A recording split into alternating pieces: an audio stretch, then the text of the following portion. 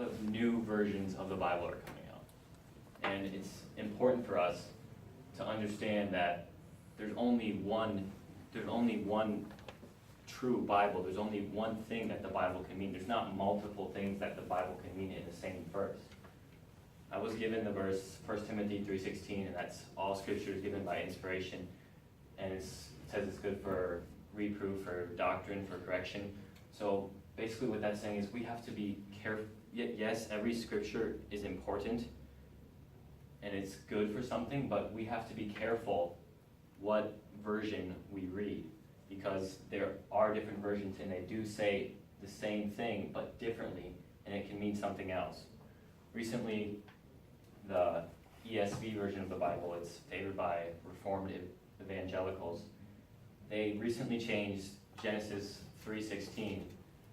I'll go ahead and read that in the KJV version. It says, "Unto the woman, he said, I will greatly multiply thy sorrow and thy conception. In sorrow thou shalt bring forth children, and thy desire shall be to thy husband, and he shall rule over thee." So what the ESV did is they changed "he shall rule over thee." They changed it in "he shall be in contrary." You shall be in contrary to man. So what they're trying to do is they're trying to take their own agenda, because if you've been watching any of the news lately with like the Women's March, women think that men are sexist and that they are oppressing them. But what the Bible is saying is, well, this is man's, he's naturally a leader. It's in a relationship of a husband and a wife. It's the man's job to rule over the wife. I'm not saying that women are any less able to make decisions, and women can do whatever they want in the world today. Hillary Clinton almost just got elected. They can even be rulers of our country. But I'm saying in a relationship between a man and a wife, the man is the natural leader, and that's what the Bible's trying to say. But the ESV version now changed that because they think that the Bible is too sexist. And what they said is that simply that the other versions are just wrong, even though all the professionals that look at the Greek say that it means this and that they shouldn't have changed it. So just make sure that you're not misinterpreting the Bible. So first of all, does this make the Bible less true? No, it doesn't. We just have to be careful that we don't let these misinterpretations make us think that the real truth, that there isn't a real truth. I know this is hard for, like, if you didn't believe in the Bible and you didn't grow up, that you could say, well, even the Christians, they don't know what they believe.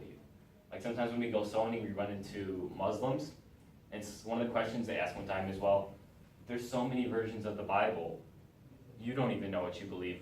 How can we believe that? You don't even know what you believe.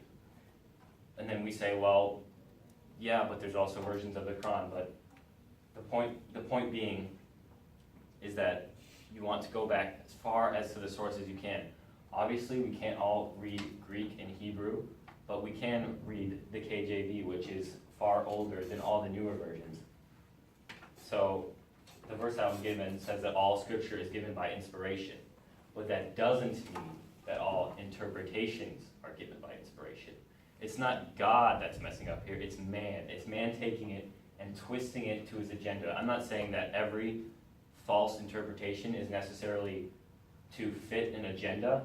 It could be a mistake, but most of the time what they're doing is it's a denomination or a group of people trying to twist the Bible or just change it, just one word, just to change it to how they believe. And so they can believe what they want to believe with the Bible backing them up, even though the other versions don't.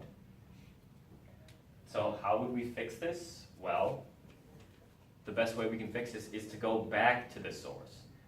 We need to go back as far, as close to the source as we can. But obviously, like I said, we can't all learn Greek. So what can we do? What can we do is we can use biblical principles. We can read the rest of the Bible and see, well, if this says this there, God wouldn't contradict himself. The Bible says that husband, love your wife. Then this verse isn't saying that husbands should be a tyrant. They're just saying that husbands should rule over them because they're more natural leaders. So we must be careful when we're reinterpreting the Bible or explaining the Bible to someone, just be careful, use other Bible verses to back it up. Because what the ESV did here is, what they did is they saw a problem and they think, well, men are sexist and the world is sexist today. We need to twist that around so they'll stop oppressing us. So what they did is they looked at the verse and they said, how can we make this so the Bible doesn't oppress women? And then they changed it from rule to another word.